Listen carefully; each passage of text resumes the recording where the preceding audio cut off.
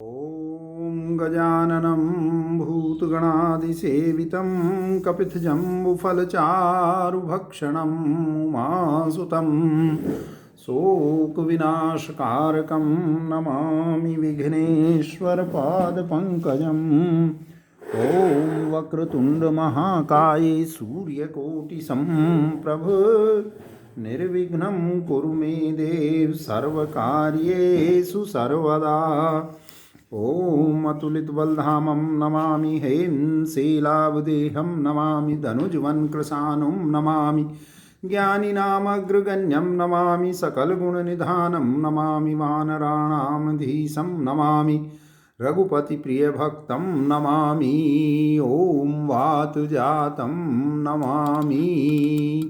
जय ओम सिद्धिदाता गणेश काटो सकल कलेश सदा भवानी दाहिनी गौरी पुत्र गणेश पांच देव रक्षा करें ब्रह्मा विष्णु महेश महालक्ष्मी नमस्तुभ्यं नमस्तुभ्यं सुरेश्वरी हरिप्रिये नमस्तुभ्यं नमस्तुभ्यं दयानिधे। ओम श्री राम रामाय नमः। ओम श्री रामचंद्राय नमः। ओम श्री रामभद्राय नमः। ओंकाराय नमो नमः। हरि नमो नमः। हरि नमो नमः। जय ओम जय शंकर जय पार्वती जय ओम शिव ओम शिव ओम शिव ओम शिव ओम शिव ओम। पराये धन और पराई स्त्री पर मन चलाने वाले दुष्ट चोर और जुआरी बहुत बढ़ गए। लोग माता पिता और देवताओं को नहीं मानते थे और साधुओं की सेवा करना तो दूर रहा, उल्टे उनसे सेवा करवाते थे। श्री शिवजी कहते हैं कि हे भवानी, जिनके ऐसे आचरण हैं उन सब प्राणियों को राक्षस ही समझना। इस प्रकार धर्म के प्रति लोगों की अतिशय ग्लानि अरुचि अनास्था देखकर पृथ्वी अत्यंत भयभीत एवं व्याकुल हो गई। वह सोचने लगी कि पर्वतों नदियों और समुद्रों का बोझ मुझे इतना भारी नहीं जान पड़ता जितना भारी मुझे एक परद्रोही दूसरों का अनिष्ट करने वाला लगता है। पृथ्वी सारे धर्मों को विपरीत देख रही है, पर रावण से भयभीत हुई वह कुछ बोल नहीं सकती। अंत में हृदय में सोच विचार कर गऊ का रूप धारण कर धरती वहाँ गई जहाँ सब देवता और मुनि छिपे थे। पृथ्वी ने रोकर उनको अपना दुख सुनाया, पर किसी से कुछ काम न बना। तब देवता मुनि और गंधर्व सब मिलकर ब्रह्मा जी के लोक सत्यलोक को गए। भय और शोक से अत्यंत व्याकुल बेचारी पृथ्वी भी गऊ का शरीर धारण किए हुए उनके साथ थी। ब्रह्मा जी सब जान गए। उन्होंने मन में अनुमान किया कि इसमें मेरा कुछ भी वश नहीं चलने का। तब उन्होंने पृथ्वी से कहा कि जिसकी तू दासी है वही अविनाशी हमारा और तुम्हारा दोनों का सहायक है। ब्रह्मा जी ने कहा, हे धरती, मन में धीरज धारण करके श्री हरि के चरणों का स्मरण करो। अपने दासों की पीड़ा को जानते हैं, वे तुम्हारी कठिनाई विपत्ति का नाश करेंगे। सब देवता बैठकर विचार करने लगे कि प्रभु को कहाँ पावें ताकि उनके सामने पुकार फरियाद करें। कोई वैकुंठपुरी जाने को कहता था और कोई कहता था कि वहीं प्रभु क्षीर समुद्र में निवास करते हैं। जिसके हृदय में जैसी भक्ति और प्रीति होती है, प्रभु वहाँ उसके लिए सदा उसी रीति से प्रकट होते हैं। हे पार्वती, उस समाज में मैं भी था। अवसर पाकर मैंने एक बात कही, मैं तो यह जानता हूँ कि भगवान सब जगह समान रूप से व्यापक हैं। प्रेम से वे प्रकट हो जाते हैं। देश काल दिशा विदिशा में बताओ ऐसी जगह कहाँ हैं जहाँ प्रभु न हो। वे चराचर में व्याप्त होते हुए ही सबसे रहित हैं और विरक्त हैं।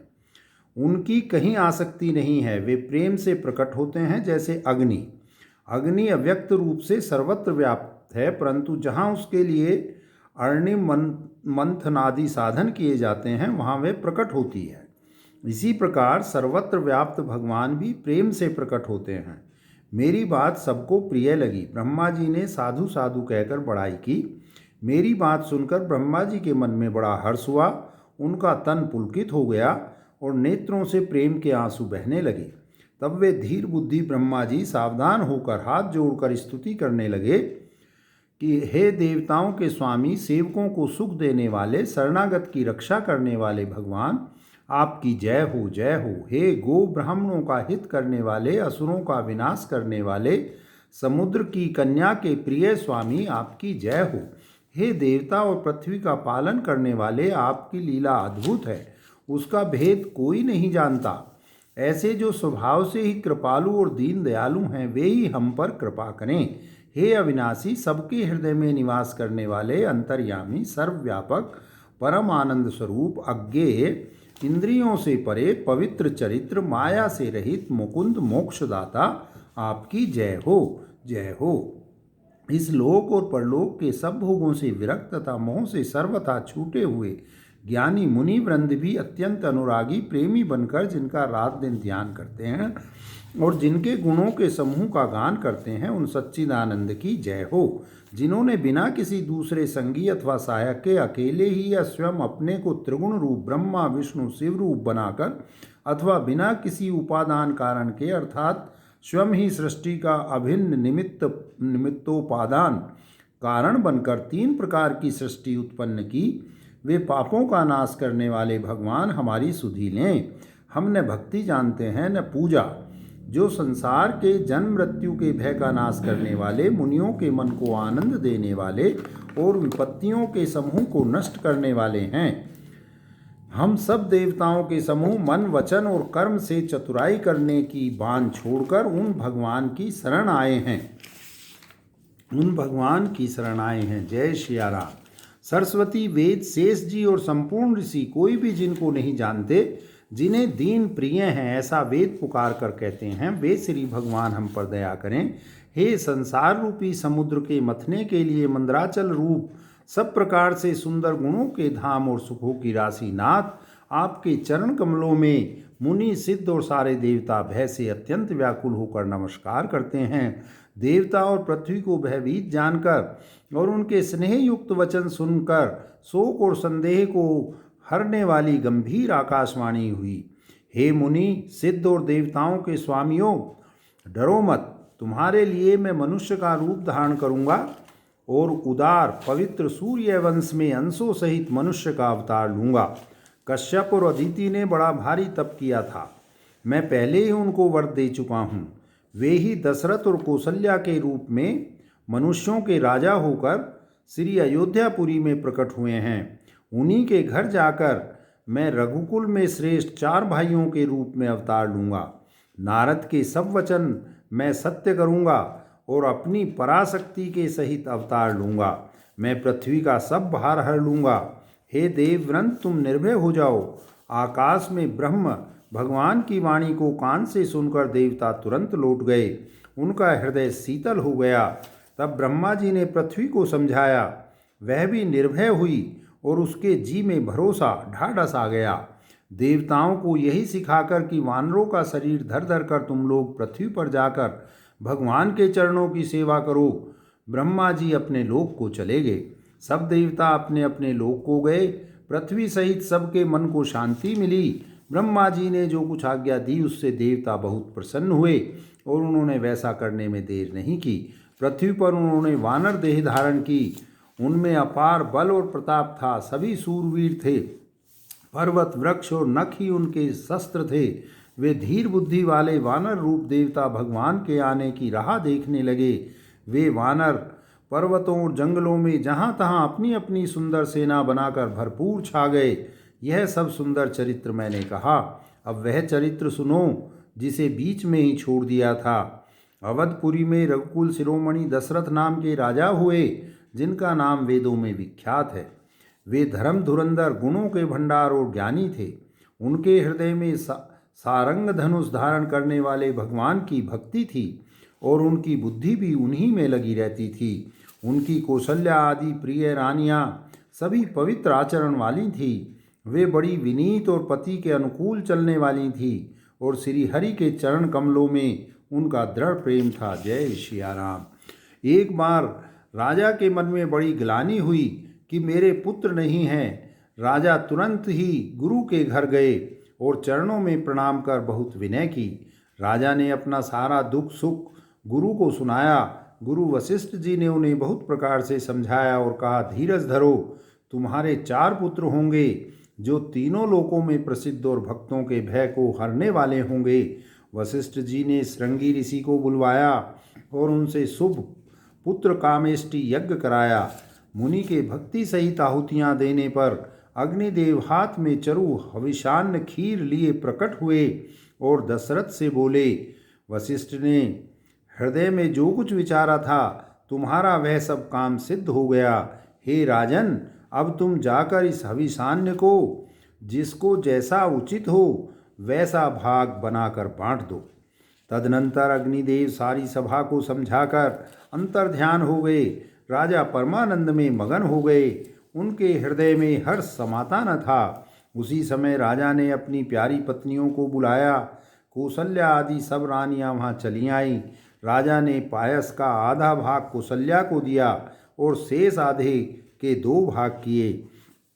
वह उनमें से एक भाग राजा ने केकई को दिया। शेष जो बच रहा उसके फिर 2 भाग हुए और राजा ने उनको कौसल्या और केकई के हाथ पर रखकर अर्थात उनकी अनुमति लेकर और इस प्रकार उनका मन प्रसन्न करके सुमित्रा को दिया। इस प्रकार सब स्त्रियां गर्भवती हुईं। वे हृदय में बहुत हर्षित हुईं। उन्हें बड़ा सुख मिला। जिस दिन से श्री हरि लीला से ही गर्भ में आए सब लोकों में सुख और संपत्ति छा गई। शोभा, शील और तेज की खान बनी हुई सब रानियां महल में सुशोभित हुई। इस प्रकार कुछ समय सुखपूर्वक बीता और वह अवसर आ गया जिसमें प्रभु को प्रकट होना था। योग, लग्न, ग्रह, वार और तिथि सभी अनुकूल हो गए। जड़ और चेतन सब हर्ष से भर गए, क्योंकि श्री राम का जन्म सुख का मूल है। जय सिया राम। पवित्र चैत्र का महीना था। नवमी तिथि थी। शुक्ल पक्ष और भगवान का प्रिय अभिजित मुहूर्त था। दोपहर का समय था। न बहुत सर्दी थी न धूप गर्मी ही थी। वह पवित्र समय सब लोगों को शांति देने वाला था। शीतल, मंद और सुगंधित पवन बह रहा था। देवता हर्षित थे और संतों के मन में बड़ा चाव था। वन फूले हुए थे। पर्वतों के समूह मणियों से जगमगा रहे थे और सारी नदियां अमृत की धारा बहा रही थी। जब ब्रह्मा जी ने वह भगवान के प्रकट होने का अवसर जाना तब उनके समेत सारे देवता विमान सजा सजा कर चले। निर्मल आकाश देवताओं के समूहों से भर गया। गंधर्वों के दल गुणों का गान करने लगे और सुंदर अंजलियों में सजा सजा कर पुष्प बरसाने लगे। आकाश में घमाघम नगाड़े बजने लगे। नाग, मुनि और देवता स्तुति करने लगे और बहुत प्रकार से अपनी अपनी सेवा उपहार भेंट करने लगे। देवताओं के समूह विनती करके अपने अपने लोक में जा पहुँचे। समस्त लोकों को शांति देने वाले जगदाधार प्रभु प्रकट हुए। दीनों पर दया करने वाले कौसल्या जी के हितकारी कृपालु प्रभु प्रकट हुए। मुनियों के मन को हरने वाले उनके अद्भुत रूप का विचार करके माता हर्ष से भर गई। नेत्रों को आनंद देने वाला मेघ के समान श्याम शरीर था। चारों भुजाओं में अपने खास आयुध धारण किए हुए थे। दिव्य आभूषण और वनमाला पहने थे। बड़े बड़े नेत्र थे। इस प्रकार शोभा के समुद्र तथा खर राक्षस को मारने वाले भगवान प्रकट हुए। दोनों हाथ जोड़कर माता कहने लगी, हे अनंत, मैं किस प्रकार तुम्हारी स्तुति करूं। वेद और पुराण तुमको माया, गुण और ज्ञान से परे और परिमाण रहित बतलाते हैं। श्रुतियाँ और संत जन दया और सुख का समुद्र सब गुणों का धाम कहकर जिनका गान करते हैं, वही भक्तों पर प्रेम करने वाले लक्ष्मीपति भगवान मेरे कल्याण के लिए प्रकट हुए हैं। वेद कहते हैं कि तुम्हारे प्रत्येक रोम में माया के रचे हुए अनेकों ब्रह्मांडों के समूह भरे हैं। वे तुम मेरे गर्भ में रहे। इस हंसी की बात के सुनने पर धीर विवेकी पुरुषों की बुद्धि भी स्थिर नहीं रहती, विचलित हो जाती है। जब माता को ज्ञान उत्पन्न हुआ तब प्रभु मुस्कुराए। वे बहुत प्रकार के चरित्र करना चाहते हैं, अतः उन्होंने पूर्व जन्म की सुंदर कथा कहकर माता को समझाया, जिससे उन्हें पुत्र का वात्सल्य प्रेम प्राप्त हो, भगवान के प्रति पुत्र भाव हो जाए। माता की वह बुद्धि बदल गई। तब वह फिर बोली, हे तात, यह रूप छोड़कर अत्यंत प्रिय बाल लीला करो। मेरे लिए यह सुख परम अनुपम होगा। माता का यह वचन सुनकर देवताओं के स्वामी सुजान भगवान ने बालक रूप होकर रोना शुरू कर दिया। तुलसीदास जी कहते हैं, जो इस चरित्र का गान करते हैं वे श्री हरि का पद पाते हैं और फिर संसार रूपी कूप में नहीं गिरते। ब्राह्मण, गो, देवता और संतों के लिए भगवान ने मनुष्य का अवतार लिया। वे अज्ञानमयी मलिना माया और उसके गुण सत, रज और तम और बाहरी तथा भीतरी इंद्रियों से परे हैं। उनका दिव्य शरीर अपनी इच्छा से ही बना है, किसी कर्म बंधन से परवश होकर त्रिगुणात्मक भौतिक पदार्थों के द्वारा नहीं। बच्चे के रोने की बहुत ही प्यारी ध्वनि सुनकर सब रानियां उतावली होकर दौड़ी चली आईं। दासियां हर्षित होकर जहां तहां दौड़ी। सारे पुरवासी आनंद में मग्न हो गए। जय सिया राम, जय सिया राम, जय सिया राम, जय श्री राम। राजा दशरथ जी पुत्र का जन्म कानों से सुनकर मानो ब्रह्मानंद में समा गए। मन में अतिशय प्रेम है, शरीर पुलकित हो गया। आनंद में अधीर हुई बुद्धि को धीरज देकर और प्रेम में शिथिल हुए शरीर को संभाल कर वे उठना चाहते हैं। जिनका नाम सुनने से ही कल्याण होता है वही प्रभु मेरे घर आए हैं। यह सोचकर राजा का मन परम आनंद से पूर्ण हो गया। उन्होंने बाजे वालों को बुलाकर कहा कि बाजा बजाओ। गुरु वशिष्ठ जी के पास बुलावा गया। वे ब्राह्मणों को साथ लिए राजद्वार पर आए। उन्होंने जाकर अनुपम बालक को देखा जो रूप की राशि है और जिसके गुण कहने से समाप्त नहीं होते। फिर राजा ने नांदी मुख श्राद्ध करके सब जात कर्म संस्कार आदि किए और ब्राह्मणों को सोना, गो, वस्त्र और मणियों का दान दिया। ध्वजा, पताका और तोरणों से नगर छा गया। जिस प्रकार वह सजाया गया उसका तो वर्णन ही नहीं हो सकता। आकाश से फूलों की वर्षा हो रही है। सब लोग ब्रह्मानंद में मग्न हैं। स्त्रियां झुंड की झुंड मिलकर चलीं। स्वाभाविक श्रृंगार किए ही वे उठ दौड़ी। सोने का कलश लेकर और थालों में मंगल द्रव्य भरकर गाती हुई राजद्वार में प्रवेश करती हैं। वे आरती करके निछावर करती हैं और बार बार बच्चे के चरणों पर गिरती हैं। मागध, सूत, बंदीजन और गवैये रघुकुल के स्वामी के पवित्र गुणों का गान करते हैं। राजा ने सब किसी को भरपूर दान दिया। जिसने पाया उसने भी नहीं रखा, लुटा दिया। नगर की सभी गलियों के बीच बीच में कस्तूरी, चंदन और केसर की कीच मच गई। घर घर मंगलमय बधावा बजने लगा, क्योंकि शोभा के मूल भगवान प्रकट हुए हैं। नगर के स्त्री पुरुषों के झुंड जहाँ तहाँ आनंद मग्न हो रहे हैं। केकई और सुमित्रा इन दोनों ने भी सुंदर पुत्रों को जन्म दिया। उस सुख संपत्ति, समय और समाज का वर्णन सरस्वती और सर्पों के राजा शेष जी भी नहीं कर सकते। अवधपुरी इस प्रकार शोभित हो रही है मानो रात्रि प्रभु से मिलने आई हो और सूर्य को देखकर मानो मन में सकुचा गई हो, परंतु फिर भी मन में विचार कर वे मानो संध्या बनकर रह गई हो। अगर की धूप का बहुत सा धुआं मानो संध्या का अंधकार है और जो अबीर उड़ रहा है वह उसकी ललाई है। महलों में जो मणियों के समूह हैं वे मानो तारागण हैं। राजमहल का जो कलश है वही मानो श्रेष्ठ चंद्रमा है। राजभवन में जो अति कोमल वाणी से वेद ध्वनि हो रही है वही मानो समय से समयानुकूल सनी हुई पक्षियों की चहचहाट है। यह कौतुक देखकर सूर्य भी अपनी चाल भूल गए।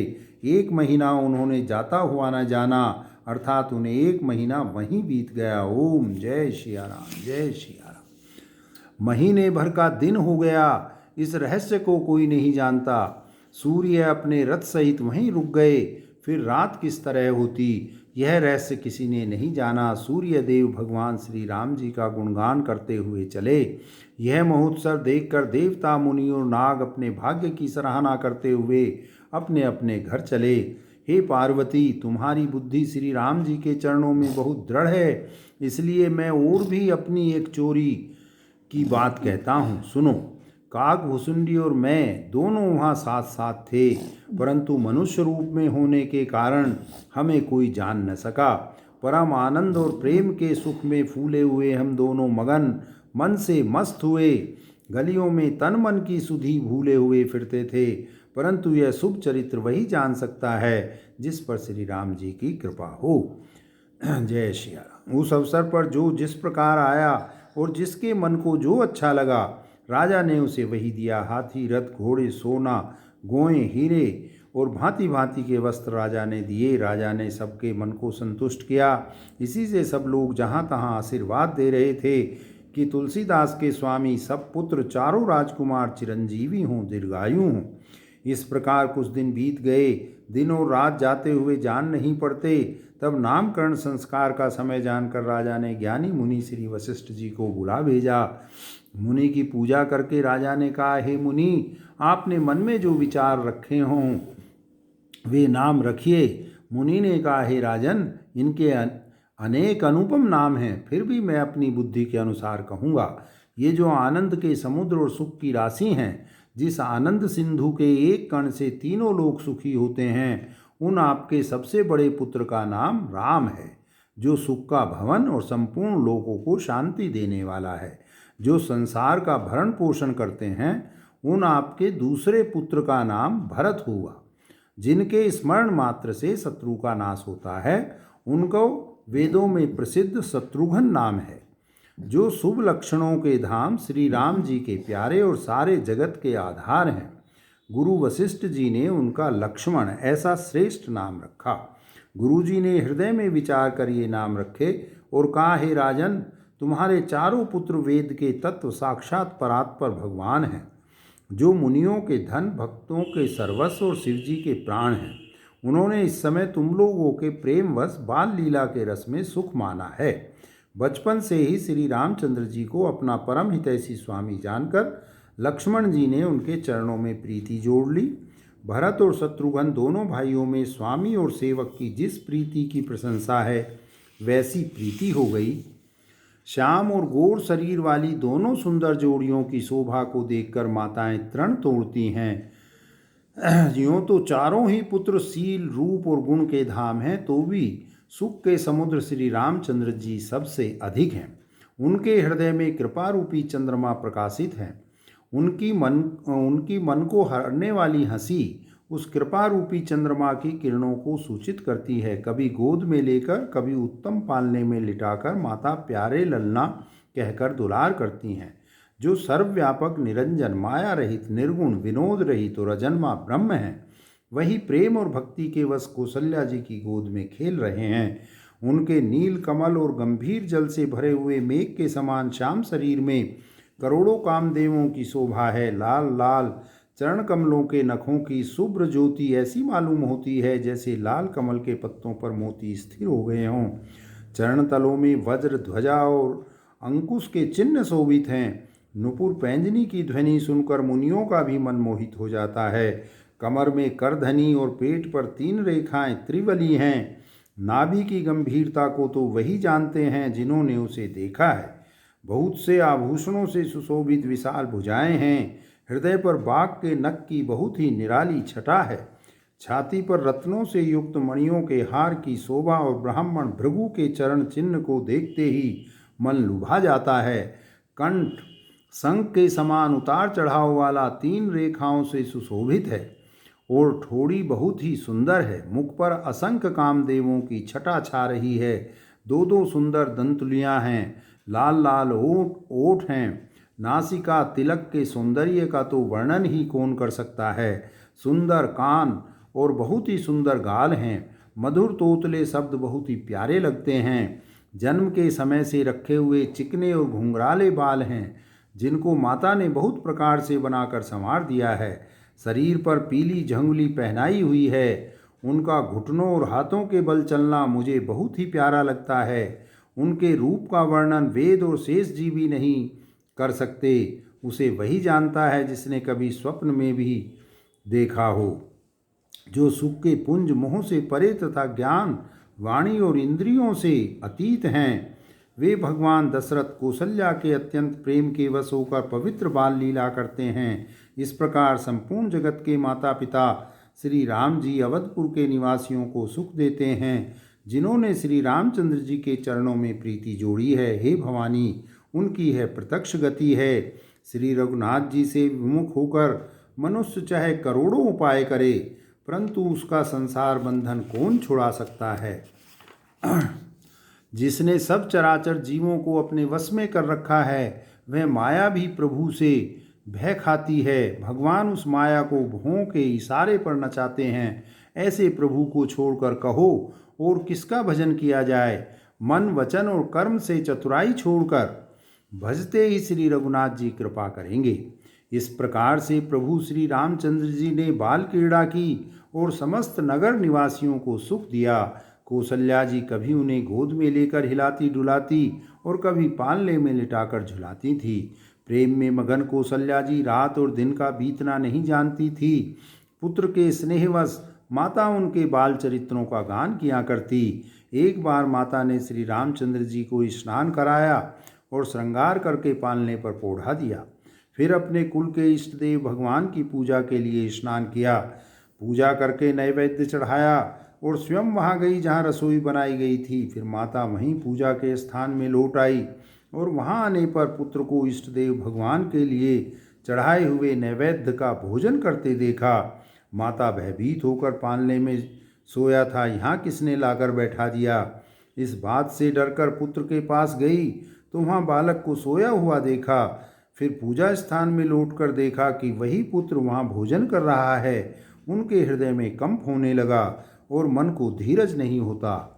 वह सोचने लगी कि यहाँ और वहाँ मैंने दो बालक देखे, यह मेरी बुद्धि का भ्रम है या और कोई विशेष कारण है। प्रभु श्री रामचंद्र जी ने माता को घबराई हुई देखकर मधुर मुस्कान से हंस दिया।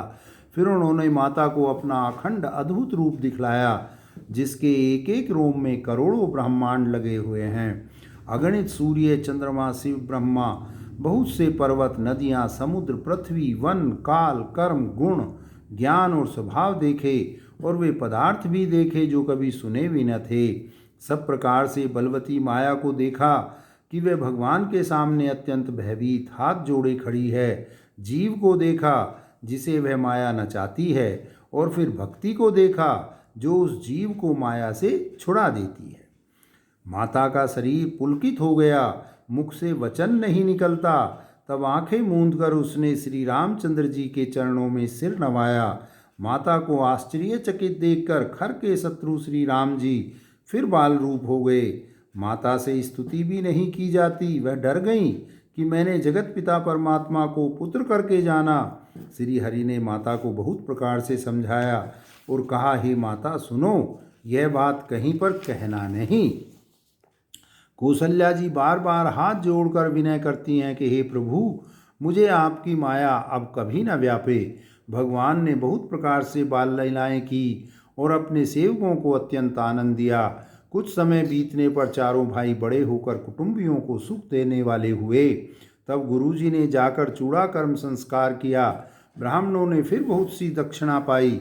चारों सुंदर राजकुमार बड़े ही मनोहर अपार चरित्र करते फिरते हैं, जो मन, वचन और कर्म से अगोचर हैं। वही प्रभु दशरथ जी के आंगन में विचर रहे हैं। भोजन करने के समय जब राजा बुलाते हैं तब वे अपने बाल सखाओं के समाज को छोड़कर नहीं आते। कौशल्या जी जब बुलाने जाती हैं तब प्रभु ठुमुक ठुमुक भाग चलते हैं, जिनका वेद नेति इतना ही नहीं कहकर निरूपण करते हैं। और शिवजी ने जिनका अंत नहीं पाया, माता उन्हें हठपूर्वक पकड़ने के लिए दौड़ती हैं। वे शरीर में धूल लपेटे हुए आए और राजा ने हंसकर उन्हें गोद में बैठा लिया। भोजन करते हैं पर चित्त चंचल है। अवसर पाकर मुंह में दही भात लपटाए किलकारी मारते हुए इधर उधर भाग चले। श्री रामचंद्र जी की बहुत ही सरल, भोली और सुंदर मन भावनी बाल लीलाओं का सरस्वती, शेष जी, शिव जी और वेदों ने गान किया है।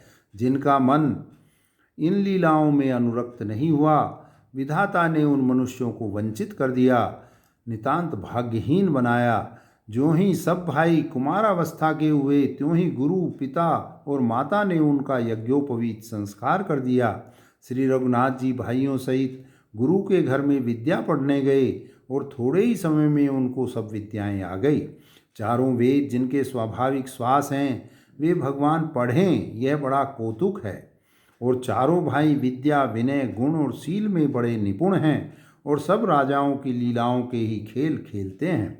हाथों में बाण और धनुष बहुत ही शोभा देते हैं।